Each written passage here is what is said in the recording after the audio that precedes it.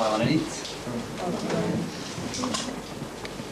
El motiu d'aquesta conferència que us vaig a fer és parlar-vos de títols.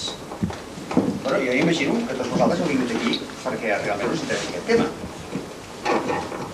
Potser uns altres heu vingut per compromís o per curiositat o pel motiu que sigui i penseu que els titelles, tot i ser un tema interessant, doncs no deixa de ser un tema menor i que entretenir-se amb ells sigui una pèrdua de temps. Doncs bé, els que penseu això, que m'imagino que en aquesta sala avui deu haver-hi bastanta gent que deu pensar això, jo us puc ben dir que raons us falta. I és que jo em pregunto, què pot haver-hi avui en dia de millor que perdre el temps? És a dir, deixar-lo passar de llarg per quedar-nos sense ell, lliures de les seves hores, dels seus minuts, dels seus segons. Els fanàtics del temps és or. Sabeu què vol dir el temps és or, oi? Temps que ens obliga a estar a internet, a córrer, sempre a agafar avions, a enviar faxos, a enviar mails, etc. Doncs els fanàtics del temps és or. Jo us proposo el temps és plom d'aquesta conferència. Temps plom significa un temps que de tan pesat no acaba de passar mai. Tot el contrari del temps or, que aquest, com sabeu perfectament, passa volant. Doncs bé, si esteu buscant una manera segura, rotunda i clara de perdre i de perdre-us en un temps plom, heu fet molt ben venir. Ja que no hi ha res com els titelles per deixar-se bressolar per un temps que val molt poc per no dir res. Un temps situat, com qui diu, en un altre món. I que, a més, com a gènere teatral, té, en certa manera, és un avantatge el fet d'estar situat en un dels seus llocs més laterals. Ara bé, el fet que els titelles s'hagin convertit en sinònim i garantia de temps perdut o temps plom no és casual en absolut. Existeixen moltes raons que ho poden explicar. Com anireu veient durant tota aquesta dissertació, ens haurem de remuntar als remots orígens per saber allò que realment va ocórrer. I ho farem des de la humilitat d'un saber que només els titelles coneixen i poden explicar. I a través dels titelles, una mica, doncs els titellaires o tots aquells que s'hagin sentit un dia o altre titellaire.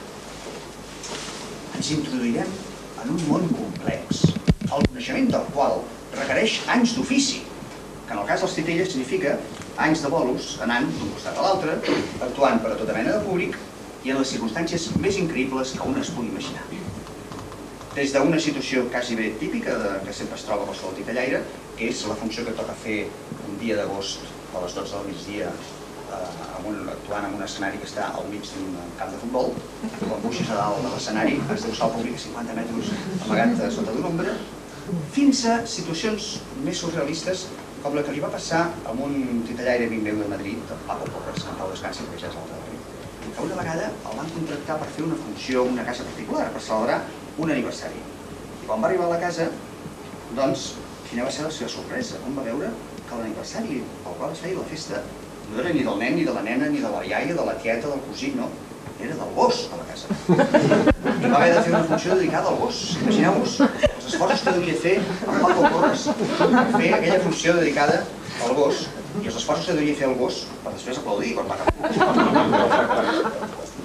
El fet que en aquest ofici s'hagi passat de la vella i ja mítica carreta del titellaire ambulant a la ràpida camioneta turbodièsel, que avui en dia no hi ha titellaire que es passi de segle, tingui una camioneta turbodièsel, ja no tinc una camioneta. O el ràpid avió a xorro o a reacció. No canvia massa les coses. L'ofici segueix sent el mateix de sempre. I aquesta rara i curiosa sensació d'absurd que es viu en practicar-lo, transmesa com un preciós secret de generació en generació, aquesta sensació segueix sent la mateixa de sempre. Doncs bé, l'objectiu d'aquesta conferència serà penetrar en els arcans d'aquesta art mil·lenària amb la finalitat de desvelar alguns dels seus misteris més recòndits. I entre ells, dos temes que centrarà gran part del nostre discurs. Em refereixo al tema de l'imaginari i al tema del doble, sent els dos, com veureu, complementaris o les dues cares d'una mateixa moneda. El meu paper és el de titellaire, i com a tal, només actuo quan m'amago. Tal és l'estigma que arrosseguem els titellaires. Aquesta maledicció que ens obliga a ser l'ombra del visible, una maquinària oculta al servei del viu. Els personatges que jo represento necessiten de la meva ausència per ser, Només quan jo me'n vaig, ells apareixen. Bueno, m'imagino que tots deveu estar pensant, Toni, per què no se'n va d'una vegada ja? Ho diu, això és un teatre, i aquí s'ha pagat una entrada, i aquest senyor és un actor, que mentre no es demostra el contrari, fingeix ser un titellaire que per actuar i ser de veritat ha de deixar de ser i desaparèixer d'una vegada.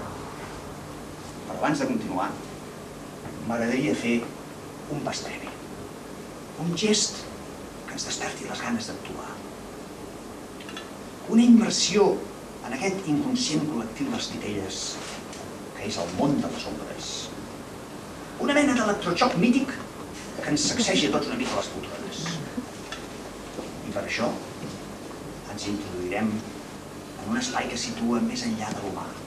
En aquesta zona limítrofa del mite, on el real conviu amb l'irreal, on l'imaginari s'imposa com un lloc obert a les històries, a les llegendes, a la contradicció, a la paradoxa. Bé, crec que el millor serà passar l'acció.